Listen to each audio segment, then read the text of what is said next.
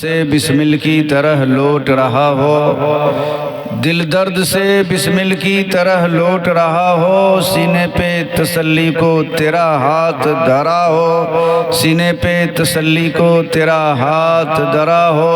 اور ڈھونڈا ہی کریں صدر قیامت کے سپاہی، ڈھونڈا ہی کریں صدر قیامت کے سپاہی، وہ کس کو ملے جو تیرے دامن میں چھپا ہو،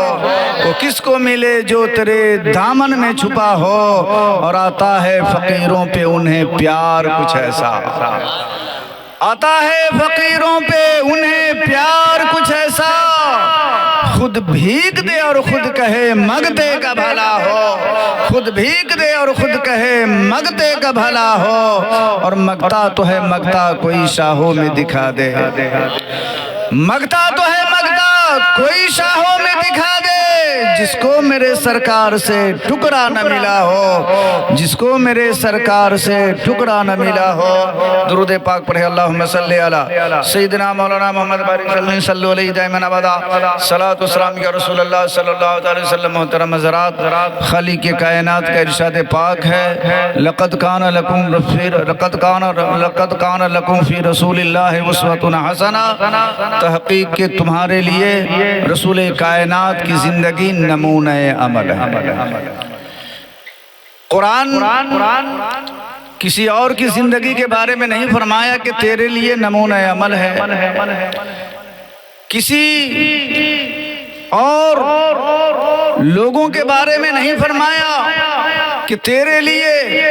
فلاں فلاں لوگوں کی زندگی نمونہ عمل ہے، لیکن قرآن مصطفیٰ جان رحمت کی زندگی کو،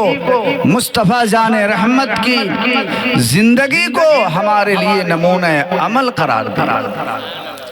اب آئیے دیکھیں مصطفیٰ جان رحمت کی زندگی ہمارے لیے کیسے نمونہ عمل ہے۔ یہ شادی خانہ آبادی کی محفل ہے۔ اسلام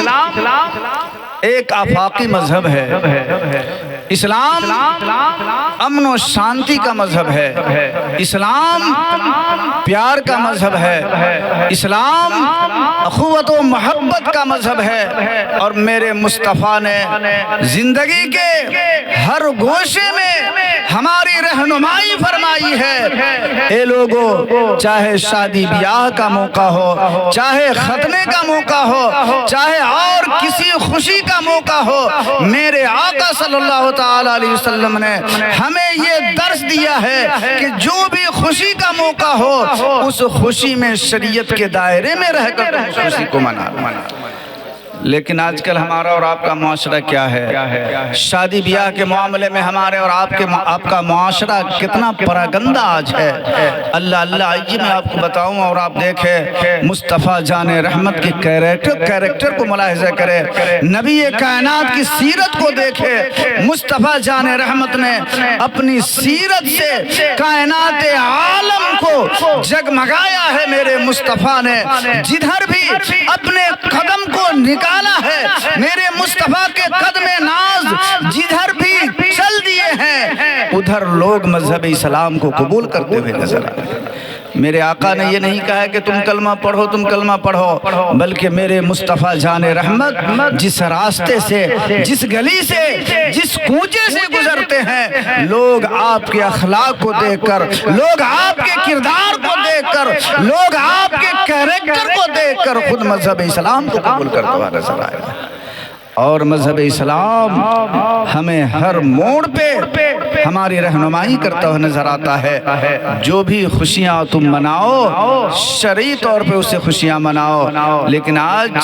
ہمارے اور آپ کا عالم یہ ہے، آج پیسے کی فراوانی کا عالم یہ ہے، انسان کے پاس جب پیسہ ہو جاتا ہے تو وہ ساری باتیں شرعی بھول جاتا ہے، نہ جانے کیسے کیسے ناجائز رسوم کو وہ اپنے گھر میں جنم دیتا ہے۔ ہے اور سوچتا ہے کہ ہمارے لیے اسی میں بھلائی ہے، جبکہ مصطفیٰ جان رحمت کی زندگی ہمارے لیے نمونہ عمل ہے۔ آقا کائنات نے ہمیں جو شادی بیاہ کے موقع پر حکم دیا ہے، ہمیں اسی کے حکم کے مطابق زندگی گزارنا چاہیے۔ اور دیکھیے ہمارے اور آپ کا عالم کیا ہے، ہمارے اور آپ کا معاشرہ کیا ہے۔ آج شادی بیاہ کے موقع پہ نہ جانے ہمارے گھروں میں کیسے کیسے رسومات جنم لیتے ہیں، ہمارے گھروں میں مرد حضرات ہوتے ہیں، جبکہ قرآن اعلان کرتا ہے، قرآن کہتا ہے الرجال قوامون علی النساء، مردوں کو عورتوں پہ حاکم بنایا ہے، لیکن یہ مرد آج محکوم ہوتا ہوا نظر آتا ہے۔